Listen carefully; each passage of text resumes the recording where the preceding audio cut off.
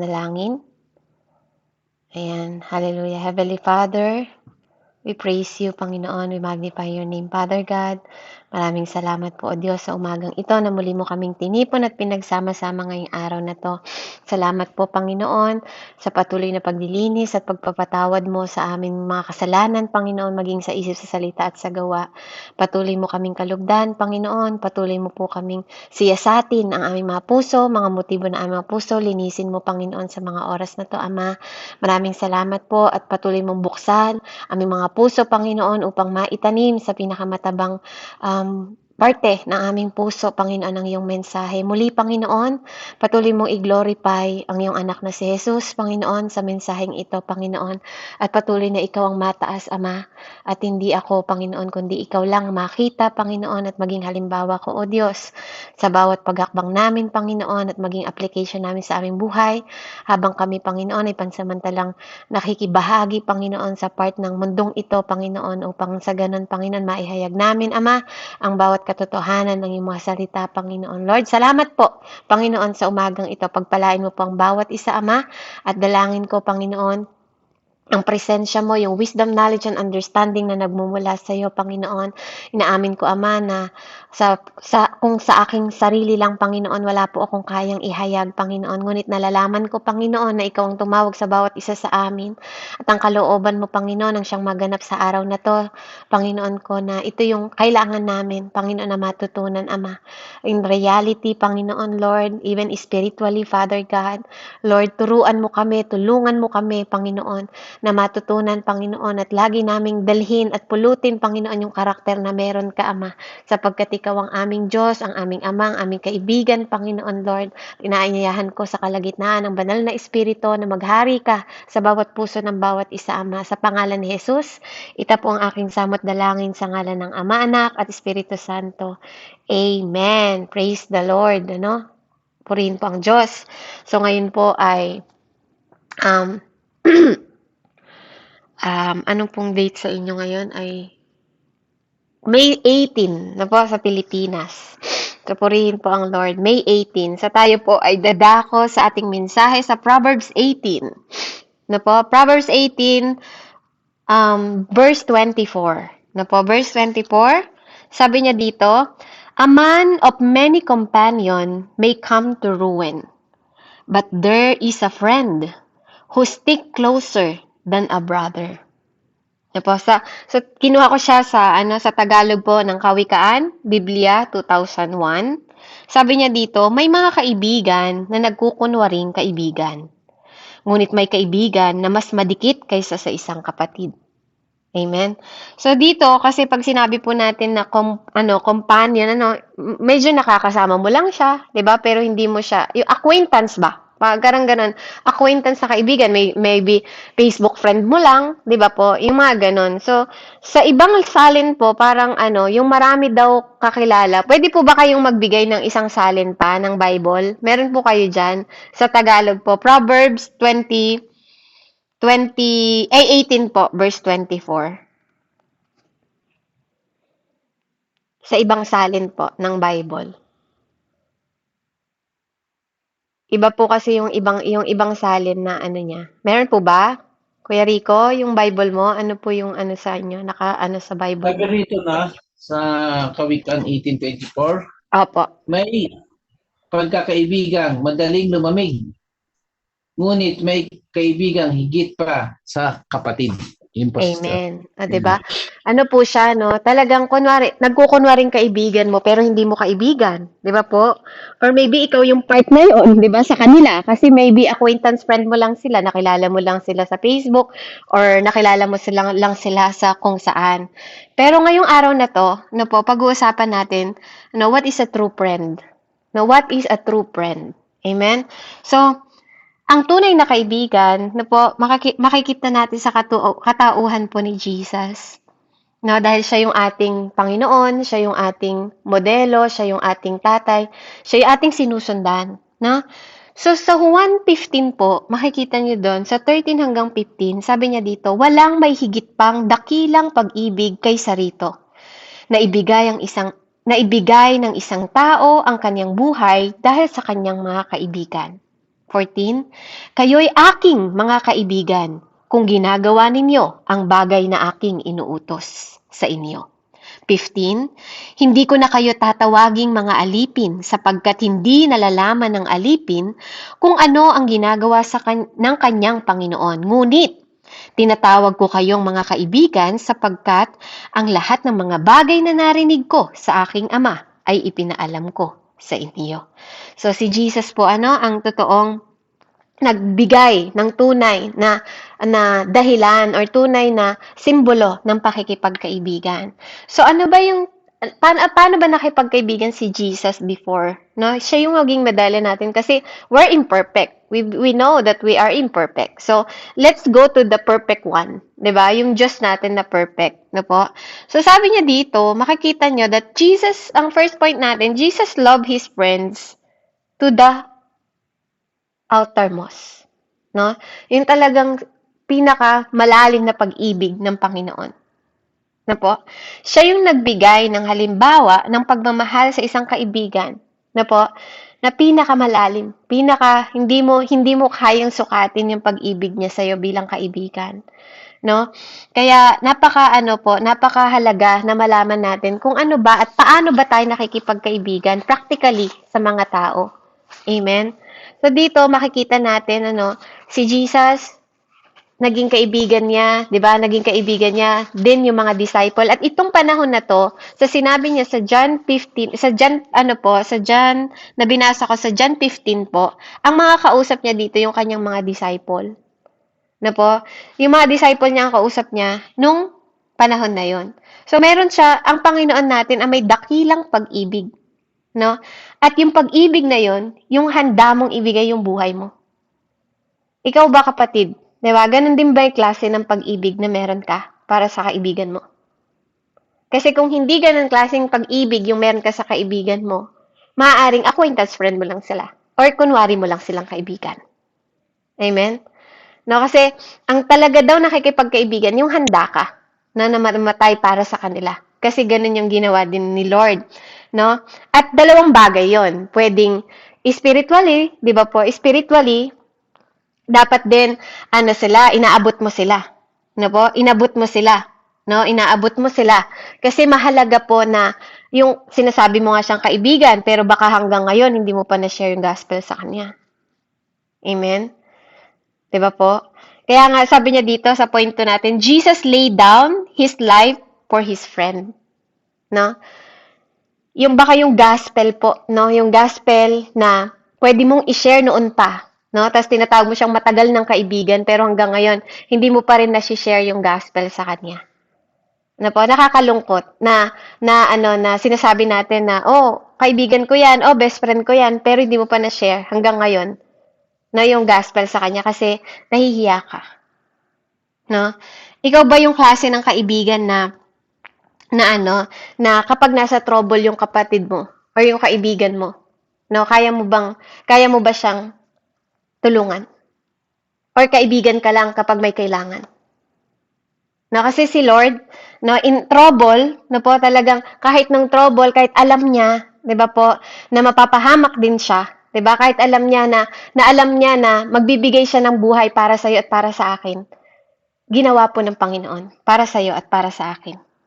Handa siyang mamatay para sa iyo, no? Dapat ganun din tayo. Para sa kanya handa din tayong mamatay at para sa mga tinuturing natin na po na kaibigan na may pag-iisip po baka naman halimbawa, 'di ba? Wag niyo naman po akong i-misunderstand. Baka naman nagdodroga na 'yung kaibigan mo, sasama ka. Ay, handa ako mamatay para sa iyo. Wag naman po 'yung ganoon. Common sense po sa pinag-uusapan natin.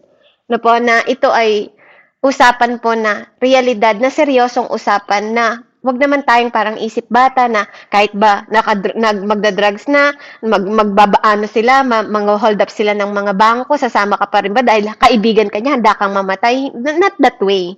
Hindi po sa ganong paraan. Sa matalinong paraan. Ng pakikipagkaibigan. No, kaya nga po, and third points natin dito, Jesus share what he learned from the Father. No, as the word from John 15.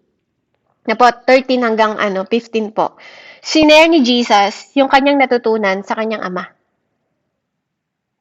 Na po, at ito tayo, no? Kaya tayo nag-aaral, kaya tayo nagpapalalim, ano po, para maituro natin, ano, at para malaman natin ang katotohanan, kung ano ba ang katotohanan na dapat ding matutunan ng iba. Kasi ang evangelist, 'di ba, ang pagiging evangelist natin nagsisimula kasi malaking impact niyan sa pamilya mo, 'di ba? Tsaka sa mga kaibigan. Na dapat ganun po tayo. Dapat tinuturo na natin yung tama at mali sa kanila kasi tayo na yung nakakaalam ng katotohanan.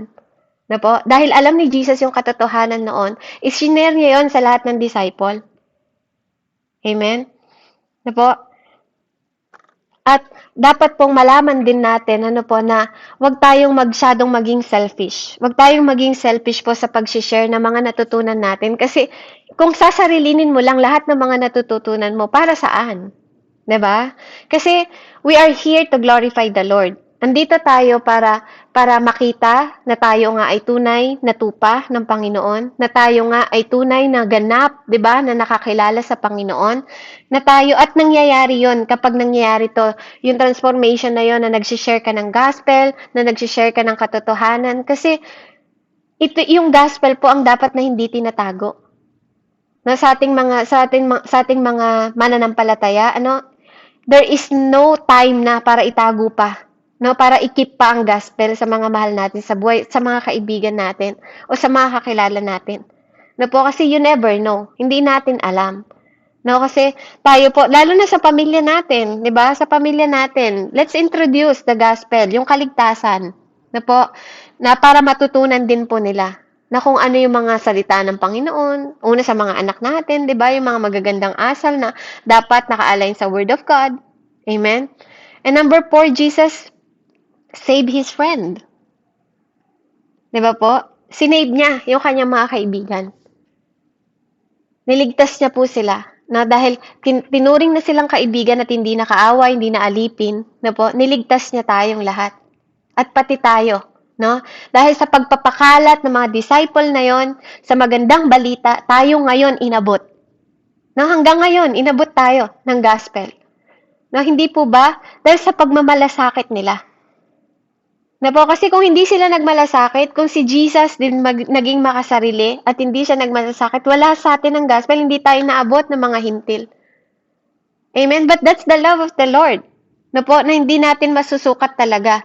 Napakabuti po ng Diyos na ipinahayag niya sa atin. Na po, at tinuruan niya yung mga disciple na gawin din yung mga paraan na to. Na kapag wala na siya, di ba? Ituring nyo din. Diba? Nakaibigan sila. Ituring nyo din kung paano ko kayo. Kaya nga, follow me, sabi ni God. Amen? Kaya, bilang kaibigan, ano, ganun ka din ba? Ano yung mga karakter, diba? Ni Jesus Christ na nahakbangan mo na o hanggang ngayon hindi mo pa rin hinahakbangan. Na po? O ikaw marami kang kaibigan, ikaw mismo nagkukunwari. O sila'y nagkukunwari sa'yo. Pero totoo po, may tunay na kaibigan, na po, na mag-i-stick closer sa'yo, na higit pa sa isang kapatid. Amen? Kahit hindi mo siya kapatid. Kaya, dito, ano yung matututunan nating application? Simpleng mensahe po, ano? Simpleng mensahe lang, na nawa, tumatak po sa puso at isip natin. Anong application yung ating gagawin? Amen? Una, invest in true friendship. Huwag mo na sayangin yung oras at panahon mo kung ikaw ay nakikipagkaibigan lang din naman sa hindi naman totoo, di ba? Sa hindi naman totoong kaibigan, di ba? Or ikaw yung nagiging makunwari sa kanila, di ba po? Kung mag-i-invest ka ng friendship, siguraduhin mo na it will last, di ba? Huwag ka nang mag-invest sa mga kaibigan na alam mo naman na nagkukunwari ka lang din. Amen? Doon ka na sa totoo. Invest through friendship. Na po, yung true friendship na, kung mag-i-invest ka lang din naman, mag-invest ka na ng true friendship. Pangalawa po, seek friendship with people who follow Christ. Mag-seek ka rin ng mga kaibigan, na po, na sumusunod sa Panginoon. Na po, bakit? Bakit yun yung susunod? Bakit yun? Diba? Kung makikita nyo po si Jesus Christ, diba? Naging kaibigan niya yung mga disciple, they are not perfect. Wala kang makikitang perfect friend. Diba? Pero kung makikipagkaibigan ka pa sa mga kaibigan na makamundo, diba? Si Jesus, alam niyang hindi perfecto yung mga disciple niya. Pero mas minabuti niyang nakipagkaibigan sa mga disciple niya. Di ba? Ganon din tayo. Na po, si Ate Irene, hindi siya perfect. Si Ate Nina, hindi siya perfect. Di ba? Si Ate Billie Jean, hindi perfect. Walang perfect dito sa atin. Na po, lahat tayo may pagkakamali. No, pero nawa makita sa atin na kapag nagkakamali yung kapatid natin, no, andun pa rin yung pag-ibig natin sa kanya bilang kaibigan kasi totoo tayo. Ano, hindi yung pag nagkamali sila, ayaw na natin sa kanila, 'di ba? Kasi yung mga disciple, 'di ba, lahat naman po sila nagkamali din eh. Lahat sila may pagkukulang, lahat sila pero minahal sila ng Lord. Na po, tinuring silang kaibigan ng Panginoon at hindi alipin sa kanyang mga mata. Even they are imperfect. Hindi yung may nagawa lang na hindi maganda yung kaibigan natin sa atin, hindi na natin sila kaibigan. Na po, kasi minsan, I believe, may nagagawa din tayo sa kaibigan natin na kinasasama din ng loob nila sa atin. Amen? Pero maging matalino tayo. Na po, maging matalino tayo. No?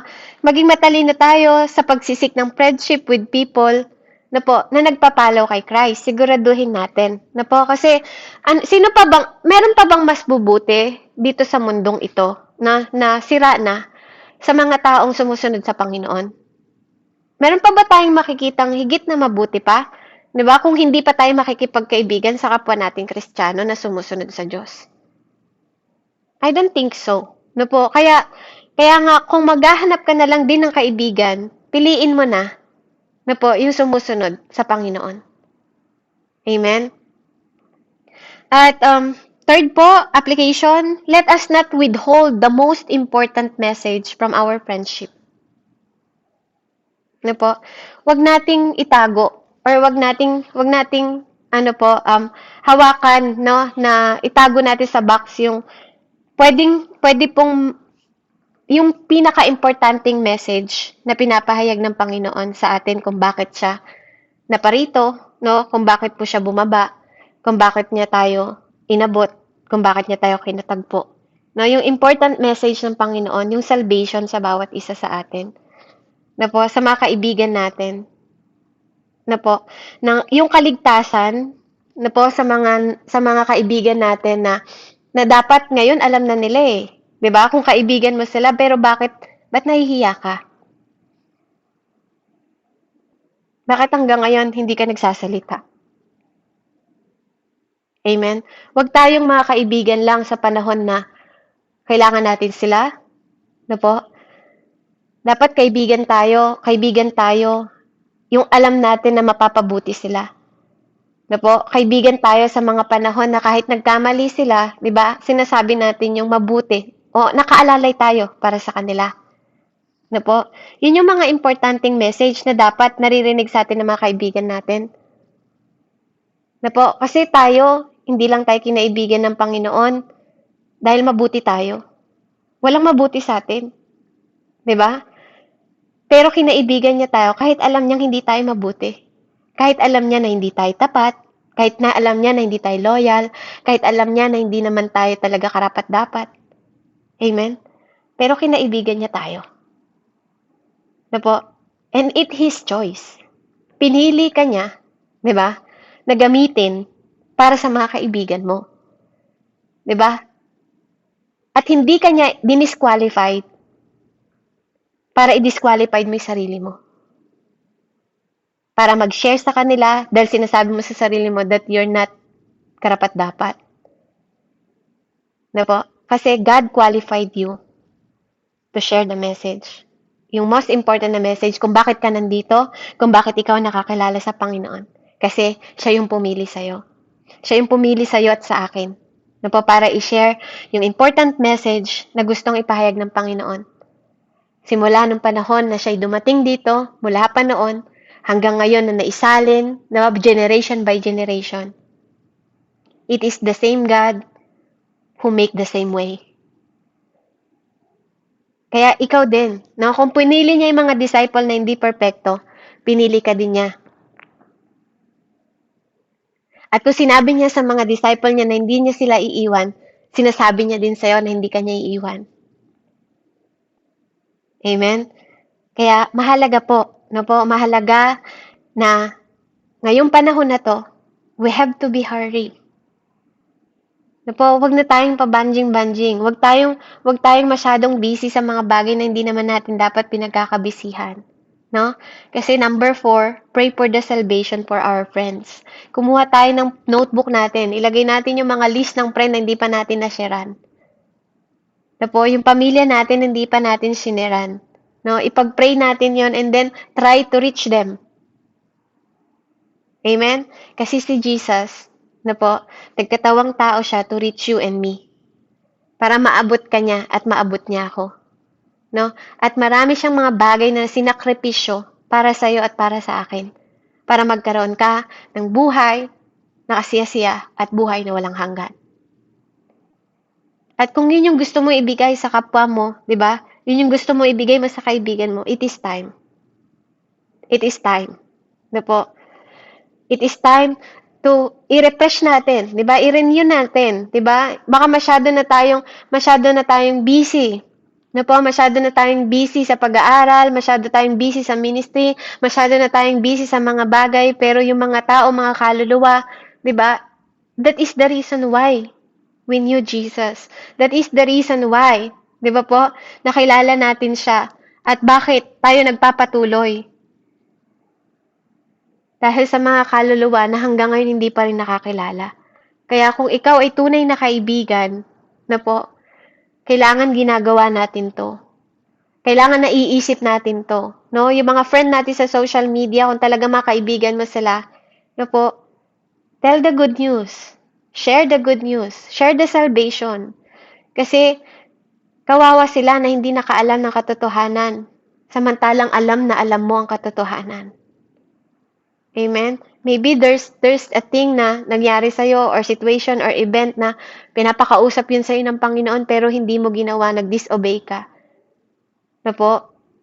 There's no time to delay. Delaying is disobedient. Kaya purihin ang Panginoon. So, dito, ang tanong lang sa atin, what practical step you can do to share gospel to your friend?